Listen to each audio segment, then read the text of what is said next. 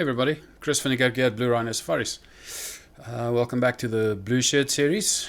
And today I'm going to talk about what brand and type of car you would maybe need. So indulge me for a few seconds to just have a look at the possible destinations. You could maybe want to go to Namaqualand and do the flower tour with me, or otherwise maybe drive down the Orange River. Or up Sani Pass is another option, and maybe the Richtersveld. Yes, Richtersveld sounds like a great place to go on holiday, or Van Sels Pass. If you've never done Van Sels Pass before, why not tackle Van Sels Pass and give it a go? We're going to Kukuland shortly. If you want to go, we're not doing Van Sels Pass on this trip. We are doing our alternative pass, which is very pretty.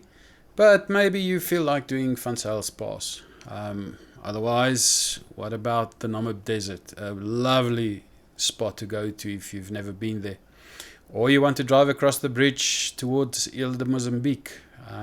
Otherwise, maybe the Serengeti. And while you're in the Serengeti, see the lions in the trees. Or otherwise, go up to Uganda with me and see the gorillas. Whatever your motivation is, whatever you want to see, you are going to have to make a choice on the vehicle that you are going to use to get there. And it's really difficult to go into exactly what it is, because everybody has a different need and a want, and it's whether you're towing or not towing and those type of things, and we'll do videos on that. But you are going to have to make a choice on a vehicle. So we've discussed 4x4 versus 4x2 or the alternatives. 4x4 just gives you that peace of mind, so I'm not going to go into that discussion. But what I want to do is just go through 6 things that I would consider if I was buying a new 4x4. The first thing would be long wheelbase versus a short wheelbase. You get a few very good short wheelbase vehicles in South Africa, and you also get a lot of long wheelbase vehicles. Now, what's the difference between the two? The difference is the distance between your front axle and back axle on a long wheelbase is further. That makes your vehicle inherently more stable, where a short wheelbase is a lot more twitchy. Now, a short wheelbase is a great vehicle if you're going for the weekend, doing off-road course and doing something 4x4-y, because it can turn very sharply and its breakover angles are much better because the wheelbase is so much shorter. So there's a few things that counts in favor of a short wheelbase when it comes to 4x4 obstacles. But when it comes to safari work and touring, you really want a long wheelbase vehicle. Just one of those things, you can't get away from it. It is well known that a long wheelbase is the preferred vehicle when it comes to safari work. Now, can you do it with the short wheel? Of course you can. A lot of people have done it on my trips with short wheelbases. But normally the go-to would be a long wheelbase. Gives you a little bit less stress, more stability in the vehicle. You're not as tired when you get to camp in the evenings. So long versus short, I would normally go with long wheelbase. The second thing that you have to consider is the carrying capacity. Carrying capacity of vehicles differ tremendously, and you will be amazed how much stuff you load and how much it actually weighs. If you make a quick note of it, a tent, let's say 80 kilos, a fridge 60 with food in it, the battery another 30, the second battery that you have, the tools and recovery stuff maybe another 30 kilos, water 60 liters, 60 kilos, long range fuel tank 60 kilos, cold drinks and water for a week, 40 kilos, chairs and an awning, maybe 40 kilos, and those few things, if you add them up, gets you to 400 kilos.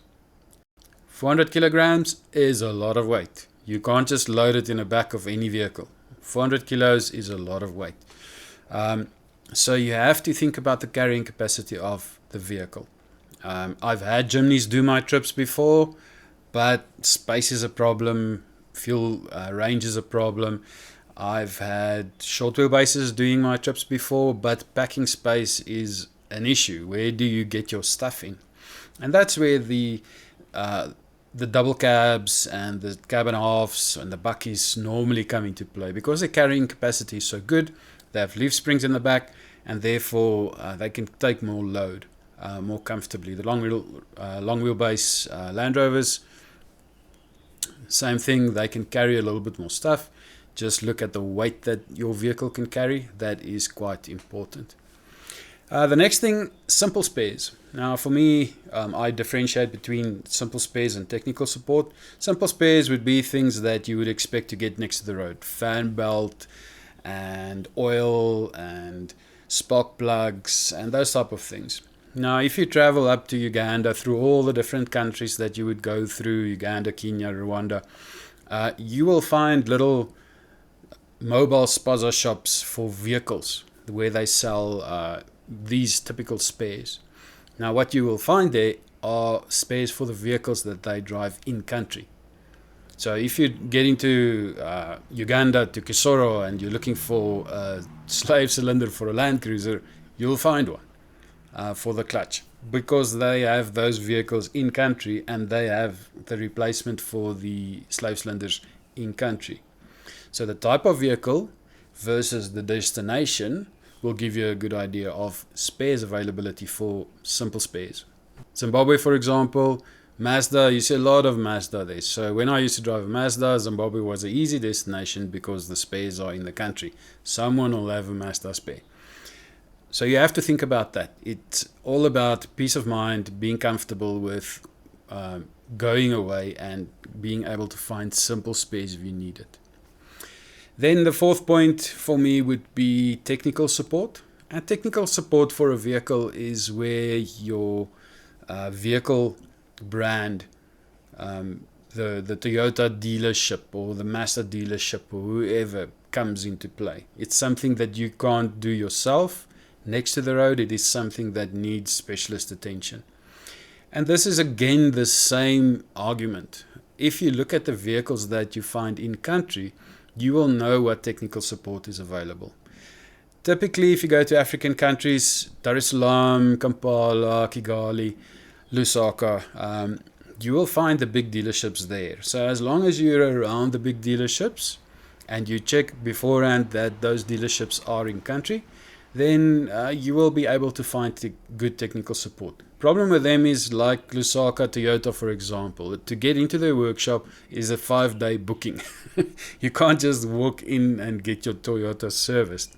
So if you have a breakdown on tour, you have to remember, if you need technical support, you're probably going to break away from the group for a few days to get your vehicle sorted. But it's more important that they do have technical support in country. The technical support, if it says Toyota, it's not always Toyota. It might be just a dealership or a mechanic that is an agent for Toyota. It still takes a day or two to get the spares in there. But if they have dealers in country, it is a little bit easier to get something fixed. I know of one of my customers who had a Hummer and he was in the Serengeti, and the Hummer went into limp mode, and he phoned Cape Town to say, Hummer in Cape Town, can you help me, because this thing is in limp mode and I'm sitting in the middle of the bush. What do I do? And they said, well, we'll send a technician up there. And how long is it going to take to get a technician from Cape Town to the Serengeti? It's going to be a 5-6 day thing. Fortunately, the vehicle came out of limp mode and he could continue. But the point is, how far is technical support? Is it from Dar es Salaam a day's drive and they'll be there and they can sort you out? Or do they fly in from Cape Town to sort you out? So find out how far your technical support would be in the country that you intend going. The fifth thing is your fuel range. Fuel range is almost always going to be too little. The cruisers with the double tanks, 160 liters on board, they normally just make it. But my basic rule is if you can do 1,000 kilometers with the fuel on board, then you should be all right. Now, if you drive a short wheelbase or you have a Jimny or you have a short wheelbase Pajero, you might figure out that you have the need for a lot of jerry cans, and then packing space becomes a problem. So your fuel range determines a lot about your carrying capacity, and it determines a lot about your fuel position. If it's a Jeep Wrangler, short wheelbase Jeep Wrangler, where do you pack it? You want to pack petrol on the roof. If it breaks, your whole vehicle is covered with petrol. That's very dangerous. So you have to think of your range and where you're going to put your fuel if you need to extend the range. Most vehicles will do about 650 k's on a tank, so you need another 200 kilometers more or less, 400 kilometers more or less, to just get you to where I think the most important is. If you can do 1,000 k's in traveling, then if there's no fuel in a town, you can skip and go to the next town. And that's critically important if you are touring. And then the last one, I think, is brand. And I left it for last because I don't think brand is such an important thing anymore. Brand, and with brand I'm talking about Toyota versus Great Wall Motors versus Land Rover, Mazda, Ford, whatever. Vehicle technology has gone so far in the last 15 or 20 years that you don't really get bad vehicles anymore. You get vehicles, pretty much everything that you see these days will make it up to Uganda and back. If it's fairly new and it's serviced, then you generally are good to go. These vehicles are quite trustworthy, and it's a lot better than in the old days. If you go to the Sishen area, you see that Iscar Sishen is swapping vehicles. They're driving Mahindras or something at the moment. You'll see the police vehicles have changed in the Northern Cape. They're not just sticking to Toyota or Ford. They are changing up their vehicles. So you'll see more and more official and big company vehicles moving to the new alternatives that we have. And those vehicles are good. The new Mahindra Karoos, those vehicles are good vehicles. There's nothing wrong with them. So we can rethink our whole opinion on what brand of vehicle to use.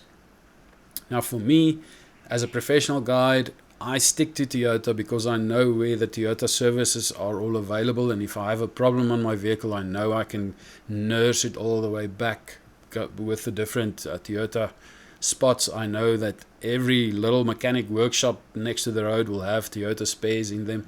So that gives me a little bit more peace of mind, and that's why I drive Toyota. But otherwise, there's no reason to have to buy a Toyota. You can buy absolutely anything these days. We spoke about 4x4. We just listed all these 5 things that's important when you're picking a vehicle. And within that space, the world's your oyster. You can buy whatever vehicle works for you.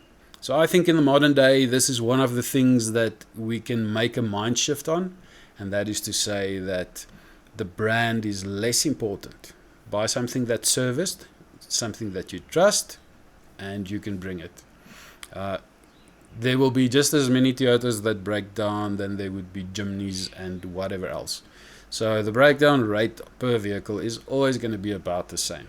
I don't see anything less trustworthy than anything else. It might be easier to fix one brand versus the other. That might be the key. But otherwise, if you look after it and you're careful, there's no reason why you can't do a trip in any of the vehicles that you find out there. So if you're interested in joining a trip, if you're looking at buying a vehicle, there's a few things that you need to consider. And I'll see you on the next trip. Enjoy it. And if you need any help, give me a call, drop me a line, and we can see if I can help you with your choices. Have a great day. See you on the next trip. Cheers.